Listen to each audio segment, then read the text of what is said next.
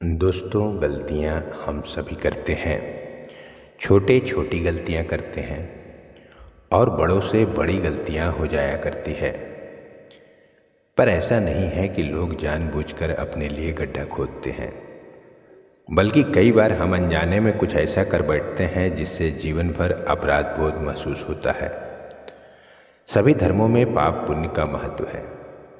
किसी के द्वारा किए गए सही और गलत कामों को पाप पुण्य में बांटा जाता है।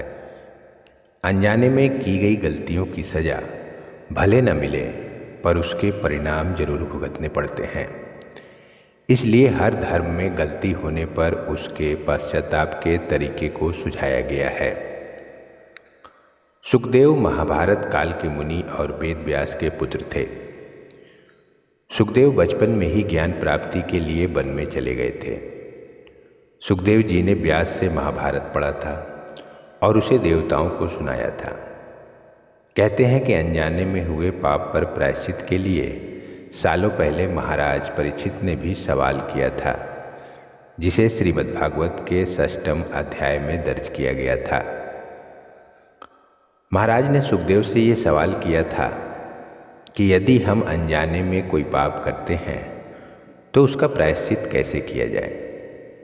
कई बार हम अनजाने में अपने पैरों तले चींटियों को रौंद देते हैं, श्वास के माध्यम से वायु में मौजूद जीवों को नष्ट कर देते हैं, लकड़ियों को जलाते समय उस पर मौजूद जीवों का नाश कर देते हैं। तो ऐसे पापों का प्रायश्चित कैसे करें। तब आचार्य सुखदेव ने अनजाने में हुए पापों से मुक्ति के लिए रोज प्रतिदिन 5 प्रकार के काम करने की सलाह दी।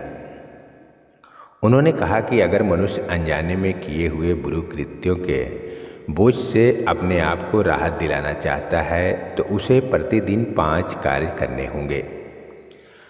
आचार्य सुखदेव के अनुसार यदि अनजाने में हम कोई पाप कर देते हैं तो उसके लिए पहला कार्य है कि उसे प्रायश्चित के लिए रोजाना गौ को 1 रोटी दान करनी चाहिए। जब भी घर में रोटी बने तो पहली रोटी गौ के लिए निकाल देना चाहिए।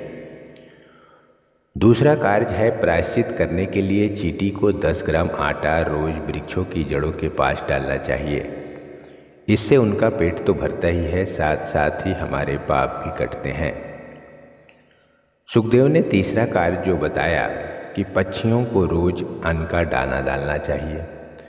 ऐसा करने से उनके भोजन की तलाश खत्म होती है और व्यक्ति को अपनी गलतियों का एहसास होने के साथ ही उसके दोषों का निवारण करने का भी मौका मिलता है। चौथा कार्य है आटे की गोली बनाकर रोज जलाशय में मछलियों को डालना चाहिए। इसके अलावा मछलियों का दाना भी डाला जा सकता है।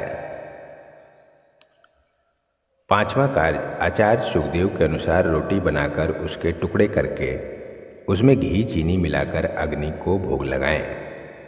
उन्होंने कहा कि यदि रोज 5 कार्य मनुष्य करता है तो वह अनजाने में किए हुए पापों के बोझ से मुक्ति पा सकता है। हम इस पृथ्वी लोक में जन्म लेते हैं। ईश्वर हमें बुद्धि तो देते हैं, परंतु वह बुद्धि हम कुछ गलत काम पर लगा देते हैं और कुछ सही काम पर लगाते हैं। सही काम करने वाले बहुत कम लोग मिलते हैं इस पृथ्वी लोक में, और सही काम करने के लिए शिक्षा की जरूरत पड़ती है। हमसे जो कुछ भी गलती हो जाती है उसे सुधारने के लिए हमें कुछ उपाय की जरूरत पड़ती है, और वह उपाय है एक ही मंत्र, जिस मंत्र से आप अपने पापों का नष्ट कर सकते हैं, आप अपने पापों का प्रायश्चित कर सकते हैं और ईश्वर की कृपा को बड़ी आसानी से पा सकते हैं। इस मंत्र का आप शाम के वक्त भगवान विष्णु और माता लक्ष्मी के तस्वीर रखकर जाप कर सकते हैं। उम्मीद करते हैं कि यह वीडियो आपको पसंद आया होगा। धर्म, अध्यात्म और जीवन के सत्य को जानने के लिए आप अपने चैनल दिव्यांश दीप को सब्सक्राइब जरूर कीजिए और इसे लाइक और शेयर भी जरूर कीजिए।